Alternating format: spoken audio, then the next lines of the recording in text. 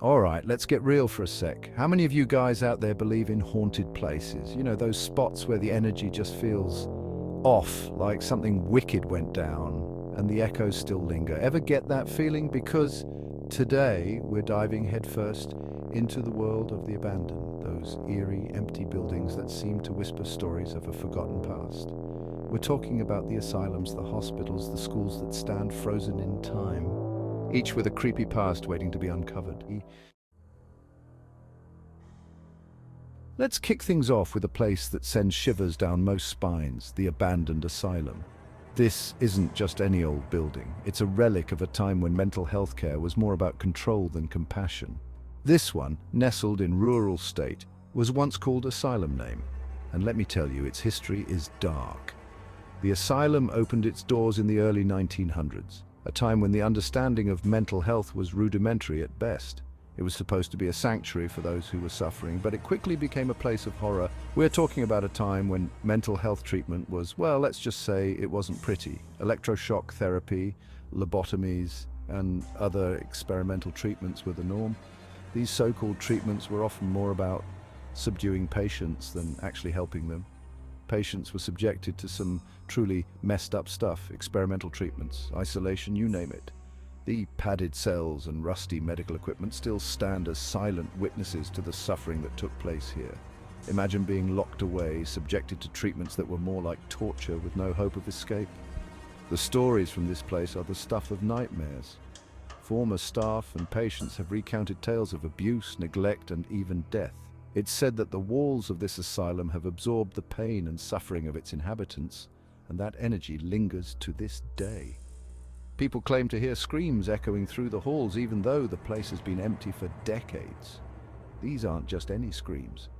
They're the anguished cries of souls who never found peace. The flickering lights and echoing halls only add to the eerie atmosphere, making it feel like the building itself is alive. Some say they've seen shadowy figures lurking in the windows, remnants of the tortured souls trapped within these walls. These apparitions are often described as dark, indistinct shapes that move just out of the corner of your eye. It's as if the spirits are still trying to escape their torment. One story that really gets me is about a group of teenagers who broke in a few years back. They were looking for a thrill, but what they found was far more than they bargained for. Armed with flashlights and a sense of adventure, they ventured deep into the heart of the asylum. They claimed they saw a figure in a doctor's coat at the end of a hallway. At first, they thought it was just a trick of the light or maybe one of their friends playing a prank. But as they got closer, the figure didn't move or react. It just stood there watching them. When they ran towards it, it just vanished. Poof! Gone! The teenagers were left standing in an empty hallway, their hearts pounding in their chests. They couldn't believe what they had just seen. Was it a ghost, a hallucination? They didn't stick around to find out. But here's the kicker. They swore they heard heavy footsteps following them as they fled the building. These weren't just any footsteps. They were slow, deliberate, and filled with menace. It was as if something was chasing them, something that didn't want them to leave. I don't know about you, but I wouldn't stick around to find out what was making those footsteps. The teenagers ran as fast as they could, not daring to look back. They burst out of their asylum, gasping for breath, their minds racing with fear and confusion. To this day, they swear that what they experienced was real, and they warn others to stay far away from the asylum where screams never died. Next up, we're heading to the crumbling remains of hospital name, a place that once stood as a beacon of hope and healing in the community. Now it's nothing more than a haunting reminder of what once was. This once grand hospital is now nothing more than a decaying shell of its former self. The walls, which once echoed with the sounds of bustling doctors and hopeful patients, now stand silent and forlorn, bearing witness to the passage of time and neglect. This place has seen it all: life, death, and everything in between. Each room tells a story, from the joy of new life to the sorrow of loss. The peeling paint and rusting bed frames are silent testaments to the countless lives that pass through these halls. And let me tell you, those walls have absorbed some serious emotional baggage. The graffiti that now adorns the walls seems almost like a desperate attempt to communicate with the past, to leave a mark in a place already so heavily marked by history.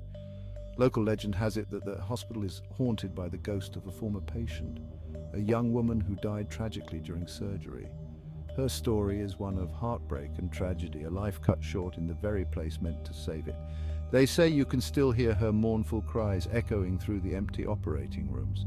The surgical lights, now dark and cold, once shone brightly as doctors fought to save her life. Now they stand as eerie reminders of that fateful day.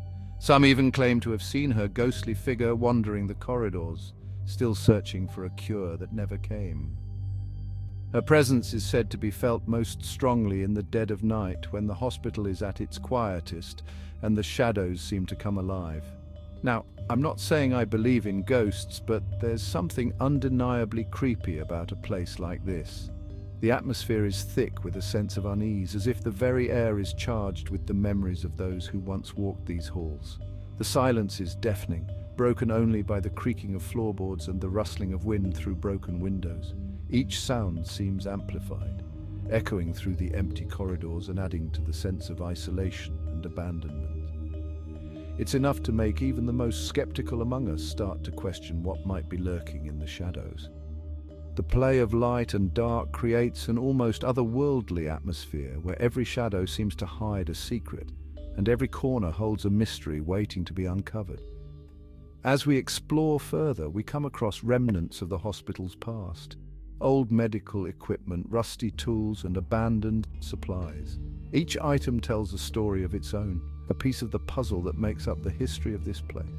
Scattered on the floor, we find old hospital records and patient files, dusty and forgotten. These documents once held the hopes and fears of countless individuals. Now they lie abandoned, a stark reminder of the passage of time. We even find a small chapel, its pews covered in dust and the altar standing silent. This was once a place of solace and prayer where patients and their families sought comfort in times of need. Now it stands as a poignant symbol of the hospital's decline. Finally, we make our way to the rooftop, where we are greeted with a view of the overgrown hospital grounds. The setting sun casts a golden glow over the scene, a beautiful yet haunting reminder of the passage of time and the inevitable decay that comes with it. As we leave Hospital Name, the fading light casts long shadows over the crumbling facade. This place, once full of life and hope, now stands as a silent witness to the past, a haunting reminder of the stories it holds within its walls. Chapter 3. When Laughter Turns to Screams. Last but not least, we arrive at the desolate grounds of School Name, a dilapidated school frozen in time. This place, once filled with the vibrant energy of young students, now stands as a silent witness to the passage of time. The walls, now crumbling and covered in graffiti, were once adorned with colorful drawings and educational posters. The playground, now overgrown with weeds, was once a place of joy and laughter. Picture this: dusty desks, faded textbooks, and a lingering sense of unease. The air is thick with dust, and the smell of mildew permeates the rooms. The chalkboards still bear the faint remnants of lessons long forgotten, and the desks are scattered haphazardly as if the students left in a hurry and never returned. It's the kind of place where you can almost hear the echoes of children's laughter, but something about it feels off. The silence is deafening, and the shadows seem to move on their own. The once cheerful murals on the walls now appear sinister in the dim light, and the rusted playground equipment creaks eerily in the wind. Locals tell tales of the school being haunted by the spirits of children who died in a tragic fire many years ago. The fire, which started in the middle of the night, quickly engulfed the building, trapping the children inside. The screams of the children could be heard for miles, but by the time help arrived, it was too late. The charred remains of the building stand as a grim reminder of that fateful night. They say that if you listen closely, you can still hear their tiny footsteps running down the halls and their faint whispers echoing in the classrooms. The sound of a ball bouncing, the giggles of children playing hide and seek, and the soft hum of a lullaby can sometimes be heard in the dead of night.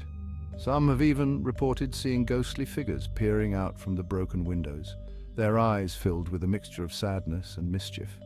These apparitions are said to appear most often during the anniversary of the fire, as if the spirits are reliving their final moments. Witnesses describe the figures as translucent, with an ethereal glow that makes them both beautiful and terrifying.